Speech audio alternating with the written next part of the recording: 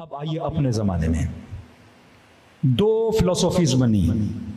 एक लाइन उन लोगों ने खींची जिन्होंने कहा हुक्मा के खिलाफ क़ियाम करना हराम। एक लाइन इमाम हुसैन ने खींची, कहा जिल्लत की जिंदगी से इज्जत की मौत बेहतर है। दुनिया में रुस्वा होकर रहूं इससे बेहतर है कि अल्लाह के दरबार में इज्जत पाके उठाया जाऊं। निकल रहे कह रहे खरज तो ले इस्लाह उम्मत, ये बिगड़ी हुई उम्मत की मैं हुसैन इस्लाह करना चाहता हूं, जिन्होंने मेरे नाना तक को नहीं छोड़ा। झूठी झूठी हदीसें रसूल खुदा पे लगा ली। जनाब अबू हुरैरा जब कूफे जाते हैं तो कूफे की मस्जिद में दो जानू लगा के बैठते हैं और अपने सर पे हाथ मार के कहते हैं, आया अहले कूफा मैंने सुना है तुम कहते हो मैं रसूल पे झूठ बांधता हूं, झूठी हदीसें बोलता हूं। अब बोलते थे या नहीं वो अलग बहस है। इनका ये बोलना कि तुम ये बोलते हो इसका मतलब अहले कूफा ये कहते थे कि ये झूठी हदीसें बनाता है। कितनी कुरान की वो आयत मशहूर है कि जिसने अल्लाह की रजा के लिए अपनी जान को क्या किया, बेचा। मरज़ातिल्लाह कहते हैं इस आयत के लिए हाकिम वक्त ने एक अकाबिर उम्मत के बंदे को कहा कि तुम इसको बदलो, ये बोलो कि जिसने अपने नफ्स को अल्लाह की रजा के लिए बेचा था वो इब्न मुलजिम था, जिसने अली को कत्ल किया। उसने कहा मैं नहीं कर सकता। कहा 2 लाख दिरहम दूंगा, कहा नहीं। कहा 3 लाख दिरहम दूंगा, कहा नहीं। आखिर में 4 लाख में बिक गया और उसने लिख दिया, ये तारीख में लिखा हुआ है कि ये आयत किसकी फजीलत में, अली की फजीलत में नहीं, इब्न मुलजिम की फजीलत में। अब एक ऐसा मुआशरा जो इतना परेशान है, 6-6 लाख हदीसों की फैक्ट्रियां लगा दी इन्होंने। जाले हदीस पे अशरा हो सकता है, कितनी हदीसें विकिपीडिया में सिर्फ आप लिखें जाले हदीस पूरा टॉपिक आ जाएगा। कितने झूठ रसूल खुदा पे बांधे गए। यही वाकया अबू जहल की बेटी से अमीरुल मोमिनीन का। मौला अली का लक़ब है ना अबू तुराब। ये कहते हैं नहीं कोई बड़ी बात थोड़ी है। या ये है कि फातिमा तो बज़अतु मिन्नी, फातिमा मेरे जिगर गोशा है, जिसने फातिमा को तकलीफ दी उसने मुझे तकलीफ दी। आप इसको कहाँ फिट करते हो? रसूल के जाने के बाद कहते हैं नहीं, ये नबी ने अली के लिए कहा था। नबी को खबर पहुंची कि अली अबू जहल की बेटी से शादी कर रहे हैं। रसूल ने फरमाया काफर की बेटी नबी की बेटी एक घर में जमा नहीं हो सकते, और कहा जाके अली को कहो अगर शादी करनी है पहले मेरी बेटी को छोड़े। और फिर कहा फातिमा तो बज़अतु मिन्नी, मेरे जिगर का टुकड़ा है, जिसने इसे तकलीफ दी उसने मुझे तकलीफ। पूरी फिल्म उन्होंने पलटा दी मौला अली के लिए ताकि लोग भूल जाएं तकलीफ किसने दी थी, दरवाजे पे कौन गया था, हक किसने छीना था, सारा अमीरुल मोमिनीन को लाके खड़ा कर दिया। फैक्ट्री कहां से चल रही है? शाम से चल रही है। अली नमाज नहीं पढ़ता, ये जंग सिफीन वालों के नारे हैं। अली इब्न अबी तालिब आसिम उस्मान का कातिल है, ये जंग सिफीन के नारे हैं। हालांकि हमारे उलमा की तहकीक है कि उस्मान के कत्ल में भी ये बनु मरवान शामिल थे। अब मिस्र के लोग आए जिनका इख्तलाफ था जनाब उस्मान से, किस कदर मजलूमियत अमीरुल मोमिनीन के नहजुल बलाग मौला फरमाते मैंने इतनी हिमायत की उस्मान की, इतनी हिमायत की कि उम्मत में खलीफा कुशी की रस्म न चले, लेकिन मुझे ही कहा जा रहा था कि अली ने उस्मान को मारा है। आप समझिए कुछ लोग प्रोटेस्ट करने आए हैं, अमीरुल मोमिनीन इनसे मुज़ाकरात कर रहे हैं कि मैं तुम्हारी बातें करूंगा उस्मान से, मामले को हल करते हैं। कहते मामला हल हो गया। इन्होंने कहा ठीक है हम नहीं मारते, हम वापस जाते हैं, हुकूमत के खिलाफ हम नहीं उठते। इतने में अब तारीख कहते हैं किसी शख्स ने उस बीच में बोला ये ऊंट हुकूमत का ऊंट जा रहा है। अब ये बंदा कौन है पता नहीं, बीच में ऊंट कहां से आया पता नहीं। अब जिस तरह सरकारी गाड़ी पर नंबर प्लेट होती है, उस जमाने में जो सरकारी ऊंट होते थे उन पर एक मोहर लगी होती थी, जिस तरह टैटू बन जाता है इसी तरह जला के उसके बदन पे एक मोहर लगाते थे, लाल रंग की मोहर। जैसे मोहर देखी उन्होंने कहा हुकूमत का ऊंट जा रहा है। सबने कहा रोको रोको, चेकिंग करो इसमें क्या है। जैसे कभी आप मुज़ाकरात कर रहे हो, कोई हुकूमत की पार्टी का जासूस आपके अंदर आ जाए तो फौरन कहते से रोको, इसकी तलाशी करो, कोई डिवाइस ना हो, कोई रिकॉर्डर ना हो, हमारी बातों को रिकॉर्ड कर रहा है। इन्होंने कहा ऊंट की तलाशी लो। सारे ऊंट की तलाशी ली, कुछ भी नहीं मिला। फिर यही बंदा जिसने कहा ये सरकारी ऊँट है, फिर यही बोलता है कि इस ऊँट के ऊपर मटका भी उसे चेक करो। उसने मटका का वजन है, मटके में लगता है पानी है। कहा नहीं, इसे खोलो, खाली करो, शायद पानी ना हो। अब इसे कैसे पता, इल्म गैब आ रहा है इसमें। कहा जब खोला तो पानी नहीं था, मिट्टी थी। कहा मटके को खाली करो, देखो मिट्टी के अंदर क्या है। उन्होंने मटके को खाली किया, मिट्टी के अंदर एक कागज का टुकड़ा था। उस कागज के टुकड़े पे कुछ लिखा था और नीचे जनाब उस्मान की मोहर लगी थी। खत उस्मान की नहीं थी, मोहर हुकूमती उस्मान, स्टैम्प हुकूमत का था।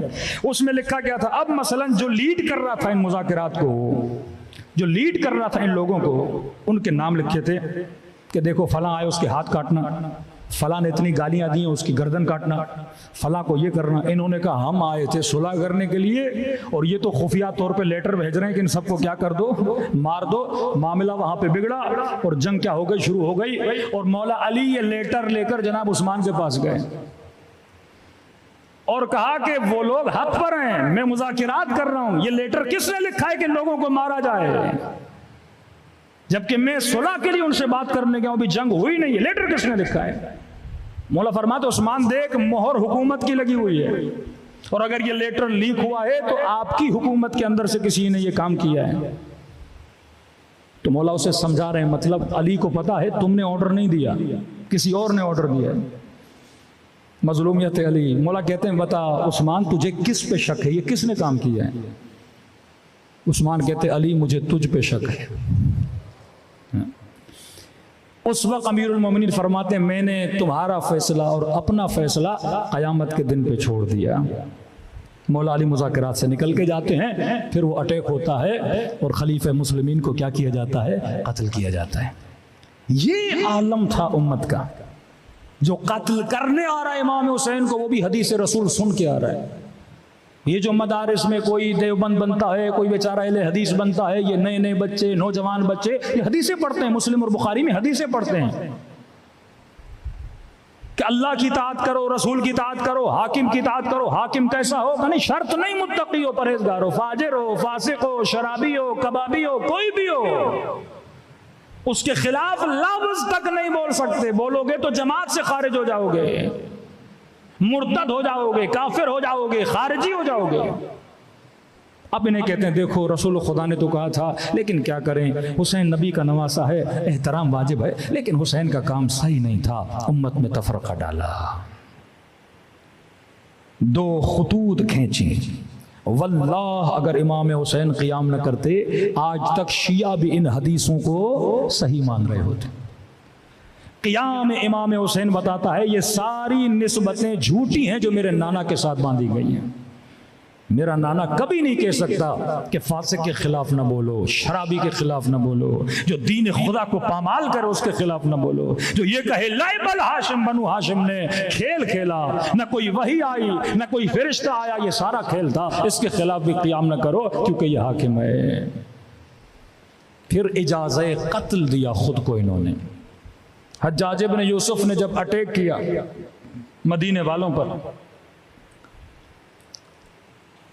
जब पहला अटैक हुआ है उसमें मंजनीकों से खाने खुदा को गिराया गया, हजर अस्वद को जख्मी किया गया। ये लोग समझ गए कि भाई ये कत्ल से बाज नहीं आते। पूरी उम्मत में खामोशी ठहर गई और हदीसें भरमार, हदीसों का झूठ। अब जमाना आता है आपके पांचवें इमाम, इमाम मोहम्मद बाक़िर अलैहिस्सलातु वस्सलाम।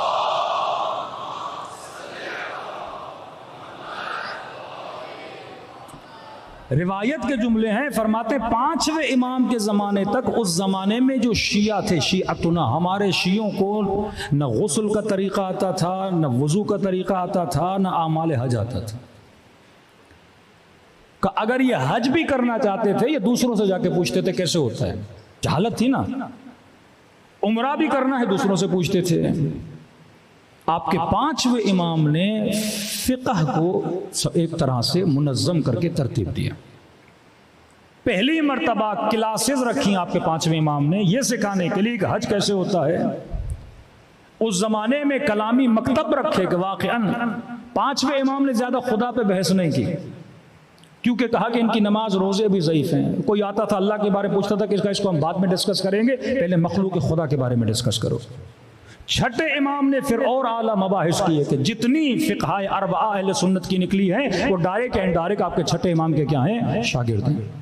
पांचवें इमाम ने फोकस किया दो जगहों पर, मदीने पे फोकस किया और आपके पांचवें इमाम ने कूफे पे फोकस किया। कूफे वाले दिल से अली को चाहते थे, एतकादी तौर पे शिया नहीं थे। मदीने वालों ने फिर भी इमाम को देखा हुआ था। इन दो जगहों पे इमाम ने काम शुरू किया और उन गुलामों को जिनको इमाम ज़ैनुल आबिदीन ने ट्रेनिंग दी थी उनको भेजा कूफे की तरफ। मदीने में यही लोग शागिर्द बने, जगह जगह इनको दलीलें सिखाई, जगह जगह मुनाजरे करवाते थे इमाम, जगह जगह दर्स हाये कुरानी देते थे, जगह जगह लोगों को ये बताना कि अहले बैत के तरीक़ में कि सीरतुना सीरतुन नबी फरमाते थे कि हमारा सीरा रसूल खुदा का सीरा है। यानी लोग भूल चुके थे कि अमीरुल मोमिनीन के ज़माने जब मौला अली हुकूमत पर आते हैं तो जब बूढ़े बूढ़े नबी खुदा के ज़माने के लोग अली की नमाज को देखते थे, कहते थे अली तो वही नमाज पढ़ रहा है जो रसूल खुदा पढ़ते थे। कि एक नमाज जो नबी दिन में 5 मरतबा पढ़े, मुसलमान को आज तक पता नहीं कि नबी वुजू कैसे करते थे, नमाज कैसे पढ़ते थे। इस कदर उम्मत में इख्तिलाफ आ चुका था। आपके पांचवें इमाम ने शागिर्द बनाए, शागिर्दों को मुख्तलिफ जगहों पे भेजा, दो जगहों पे फोकस किया।